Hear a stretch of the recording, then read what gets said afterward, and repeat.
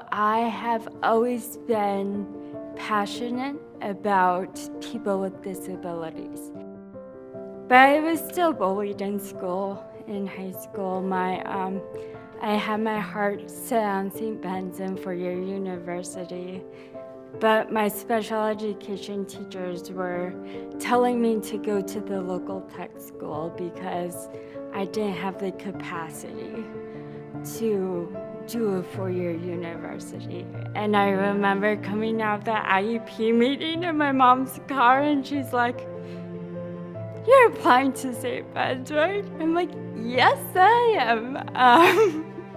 So I think college is a really important opportunity for everyone, and having access, and especially young women who maybe don't have the opportunity or access, is a really important thing. So when I got there, I knew that I needed a lot of support, and I was really fortunate to be a part of the Intercultural Leadership Education and Development Program. And I had a family away from family. I'm working with a lot of high school students, and they don't believe they can go to college. They don't believe they can afford college.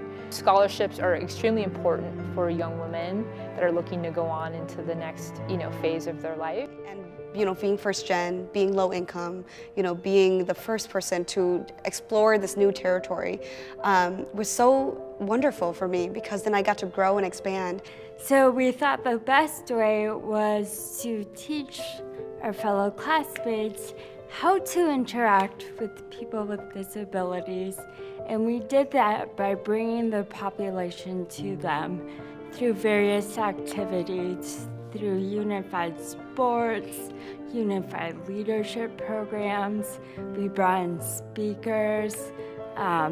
We even coached 2 to 5-year-olds how to be inclusive and play with kids of all abilities. And it was by far the best part of my time at St. Ben's.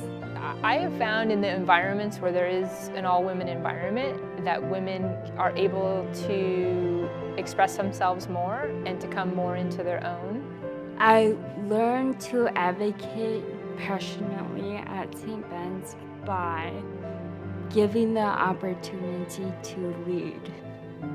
It was the first safe educational environment. So I remember the moment when I knew that I wanted to do intercultural work. I took this course called Intercultural Communication.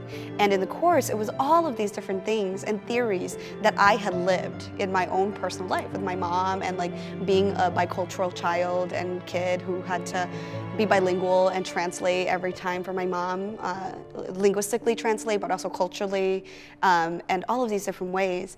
And so I'm like, there's a track, there's a career where people actually just do research on this. And I get a call at work one day from the CEO of Special Olympics International. He's like, "Hey, so you're speaking at the White House in 3 weeks, and it's a non-refundable ticket, so I'll see you then."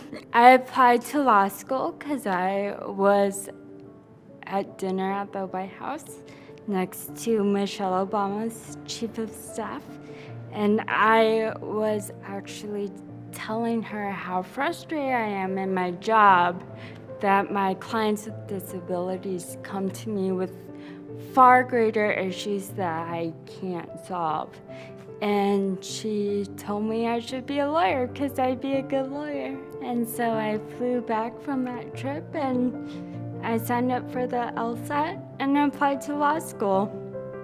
And so now that I get to work in higher ed, that is something that I absolutely advocate for, because I understand that it's difficult and it's hard, and not a lot of people understand or can walk that path with you, especially if they've never been there with you. You're being your mother or your father or your siblings who's never been to college.